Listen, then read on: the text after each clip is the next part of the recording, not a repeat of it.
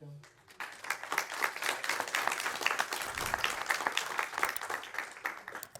Bonjour à tous, bonjour jury, bonjour public. Donc aujourd'hui je vais vous parler du costume de Cléguérec. La mode portée aujourd'hui est une mode des années 1920-1925 qui se porte donc dans la commune de Cléguérec qui fait partie du pays de Pontivy qui à lui seul comporte 17 communes. Cléguérec est une commune euh, qui se trouve juste à côté du pays de Pourlette, et qui est proche du pays gallo. Donc, Alice, notre mannequin, porte donc une mode des années 1920-1925, qui est portée donc au quotidien pour aller dans les champs, travailler dans les champs, aller au lavoir et aller travailler aussi au marché.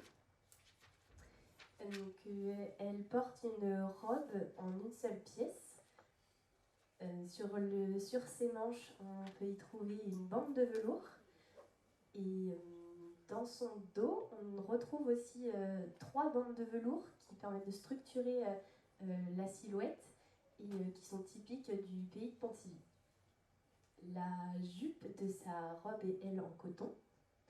Et donc sa robe se ferme à l'aide d'un corset qui se trouve sur le devant de sa robe et qui est fermé avec un lacet. Son tablier donc recouvre sa robe qui est lui aussi de coton et les motifs peuvent varier selon les goûts de chacune. La bavette recouvre son encolure. À son cou, Alice porte une guimpe qui est de tulle, un tulle qui est ni brodé et qui n'a pas d'ornement. Sur le bout de ses bras, on y retrouve des manches de coton. En dessous de sa robe, Alice porte des bas et chausse des chaussons de feutre et des claques. Sur sa tête, Alice porte une coiffe de tulle qui, elle aussi, n'est ni brodée et ne porte pas d'ornement comme sa guimpe. Et sous sa coiffe, elle porte un bonnet qui peut avoir certains motifs brodés, mais ça reste des motifs très simples. Voilà pour la silhouette. Le costume a été choisi pour le spectacle de 2019 d'Onémat.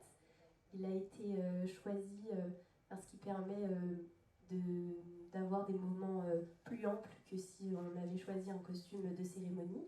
Les matériaux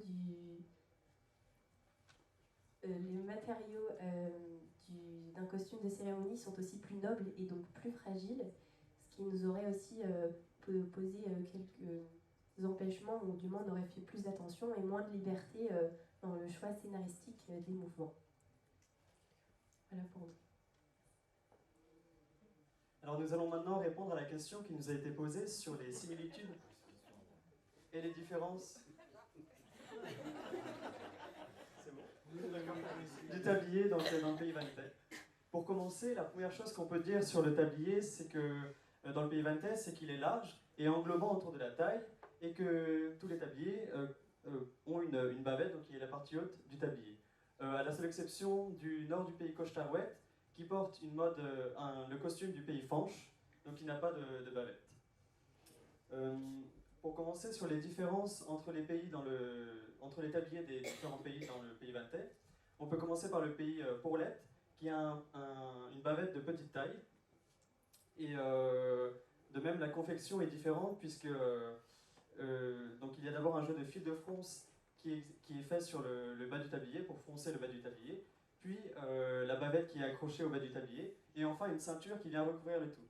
Tandis que dans les autres pays du pays vantais, c'est l'inverse qui se passe, il y a d'abord le jeu de fil de fronce, puis la ceinture qui est accrochée, et enfin la bavette qui est accrochée sur le tout. Il y a une seconde différence, c'est que à partir des années 1900, l'ensemble du pays vantais va adopter la forme de pointe sur le bas de la bavette, tandis que dans le pays Pourlette, on va garder une forme droite. Donc si nous continuons à descendre dans le pays vantais, on a le pays de Pontivy, le pays de Beau et le pays de Vannes et d'Auray qui ont des bavettes ou des devantiers de taille moyenne.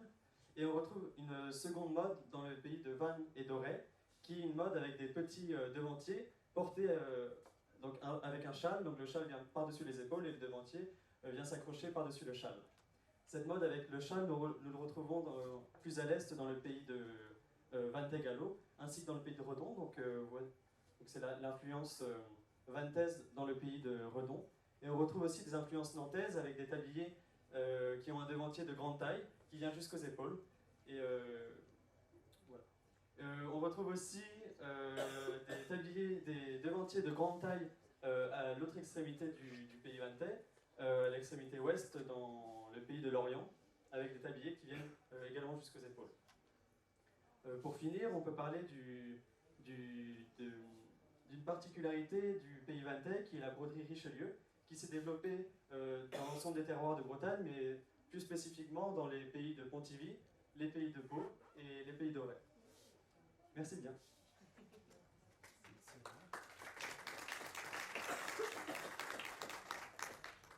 Dans votre dossier, vous nous avez parlé de vos sources en disant qu'il y avait plusieurs silhouettes. C'était parfois difficile de choisir. Qu'est-ce qui vous a convaincu de nous présenter aujourd'hui ces silhouettes-ci ? En effet, sur les photos qu'on retrouve sur le secteur de Pontivy, surtout dans les années 1920-1925, on retrouve énormément de silhouettes différentes, souvent liées avec l'âge de la personne. Après, c'était un petit peu compliqué de choisir des silhouettes avec le nombre de pièces qu'on retrouvait sur les photos. On retrouvait notamment des plastrons, comme on retrouve ici, des guimpes, énormément de tabliers avec des motifs un peu différents, mais aussi des motifs unis comme ça, plus souvent pour les personnes un peu plus âgées. On retrouvait du capot, et pour les hommes aussi, on retrouvait énormément de choses, des petits gilets, des blouses aussi pour certains hommes, et tout plein d'autres choses. Et aujourd'hui, on a présenté ces silhouettes-là parce que je pense qu'elles correspondent à peu près bien à notre âge. On est plus ou moins jeunes. C'est vrai que peut-être que, en tout cas sur les photos, les jeunes portaient un peu plus la coiffe et le bonnet, et les personnes âgées, bon, même si je ne suis pas très âgée, Mylène non plus, plus le capot. Voilà, c'est pour ça qu'on a choisi aujourd'hui de présenter ces silhouettes-là. Est-ce que je pourrais ajouter d'autres